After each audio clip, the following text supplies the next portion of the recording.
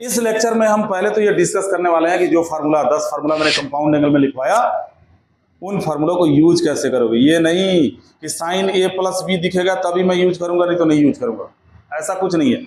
कई बार एक एक नंबर में ये छोटे छोटे क्वेश्चंस इस टाइप के भी आते हैं, दे देगा इवैल्यूएट।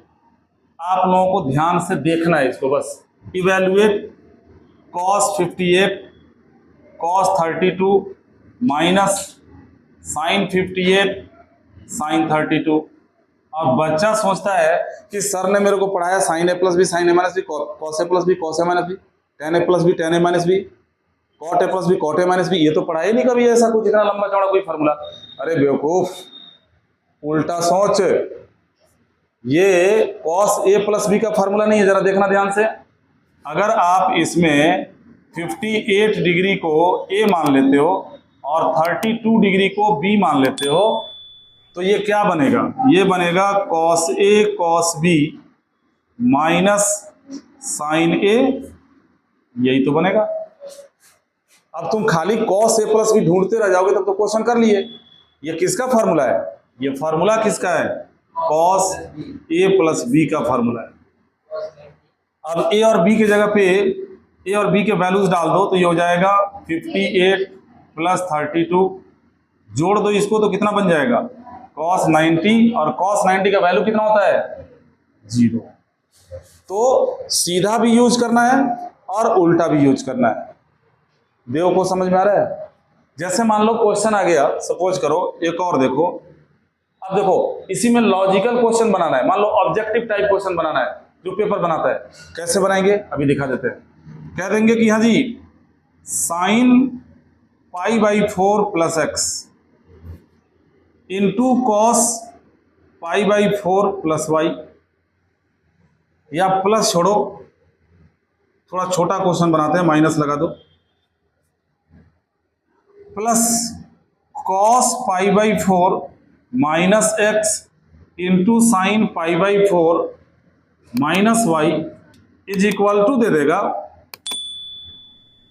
कॉस पी, और तब पूछेगा value of P, P is equal to what, और 4 ऑप्शन दे देगा। अब तुम क्या करोगे, अब देखो ध्यान से अगर देखो तो ये भी फॉर्मूला है। कौन सा फॉर्मूला अंचल, sign A cos B plus cos A, yes, यानी साइन ए प्लस बी का फॉर्मूला है। एग्जाम में अगर इसको करना है तो क्या करना, थोड़ी देर के लिए लेट कर लेना, पाई बाई 4 माइनस एक्स को ए और पाई बाई 4 माइनस वाई को बी। अगर इतना सारा चीज दिमाग में सेटल नहीं हो पा रहा है, एक जैसे एंगल दिख रहे हैं ना, ये एक जैसे दिख रहे हैं, ए बी इनको मान लिया। जब ए बी मान लोगे देन जो गिवन एक्सप्रेशन है, हमारा जो एक्सप्रेशन है गिवन है, इसको क्या लिखोगे, sign A cos B plus cos A sine B, और बराबर में क्या लिख दोगे कॉस पी। बताओ अब ये साइन ए प्लस बी का फॉर्मूला है कि नहीं, तो यहां तुम लिख दोगे साइन ए प्लस बी, और दूसरी तरफ क्या हो गया कॉस पी। अगर इधर साइन होता तो अब तक तो साइन से साइन को उड़ा दिया होता मैं, लेकिन ये कॉस है। एक काम करते हैं, वैल्यू डालते हैं, कहीं कॉस बन जाए, नहीं बनेगा तो कॉस को साइन 90 माइनस लिख के उड़ा देंगे, वो अभी भी उड़ा सकते हो। कॉस पी को साइन 90 माइनस पी लिख दो, sine 90 minus theta cos theta होता है कि नहीं होता है, और तब उड़ा दो साइन साइन, वैसे भी कर सकते हो। ए और बी के अगर वैल्यूज डाल देते हो तो ये क्या बनाएगा, साइन ए का वैल्यू है pi by 4 minus X, B का वैल्यू है pi by 4 minus Y is equal to हो गया कॉस पी। अब देखो ये क्या बना, ये बना साइन 45 प्लस 45 बन गया 90, और इन दोनों में से माइनस अगर कॉमन कर दिए तो क्या बचेगा, x plus Y is equal to हो गया कॉस पी।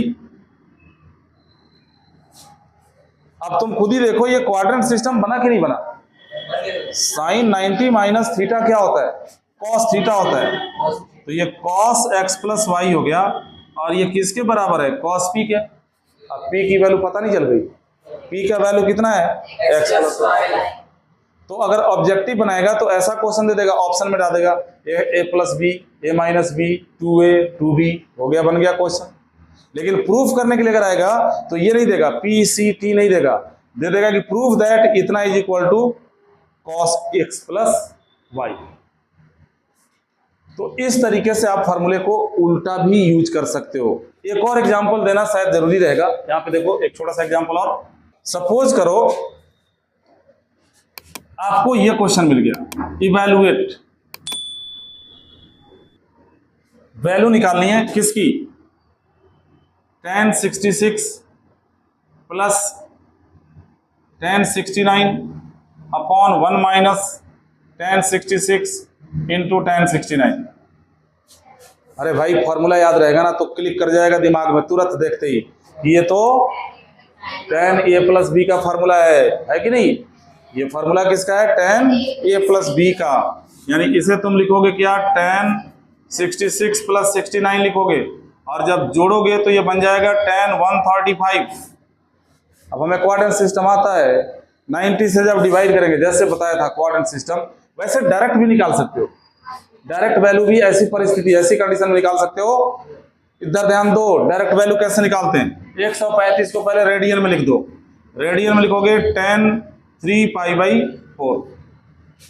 मैंने सिखाया था कि π/4 के साथ 3 हो, 13 हो, 31 हो, या कोई सा भी ऐसा हो जो 4 से ना कटे, ऑड नंबर हो कोई सा भी, तुम्हें सीधे tan π/4 की वैल्यू डाल देनी है। और tan π/4 कितना होता है, 1।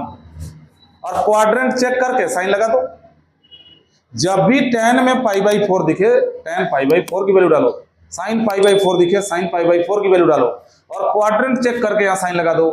45 को 3 से इंटू करोगे 135 सेकंड क्वाड्रेंट, और सेकंड क्वाड्रेंट में tan क्या होता है, नेगेटिव होता है, माइनस लग जाएगा, पॉजिटिव नहीं होता, नेगेटिव होता है, और ये तुम्हारा आंसर हो गया। तो जो फार्मूले है, ये छोटे छोटे क्वेश्चन तुम्हें मिलेंगे एनसीईआरटी की बुक में, छोटे छोटे जो क्वेश्चन मिलेंगे वो ऐसे मिलेंगे, जिनको आराम से अगर ध्यान से देखोगे तो इजीली कर पाओगे। ठीक है, अब हम कुछ अच्छे क्वेश्चन इस टॉपिक के थ्रू सॉल्व होने वाले आपके साथ डिस्कस करेंगे। तो इसको अगले लेक्चर में कर दिया जाए, क्योंकि छोटा छोटा वीडियो ही देखना आप लोग पसंद करते हो, बड़ा हम बना नहीं सकते। ओके, तो मिलते हैं फिर अगले लेक्चर में।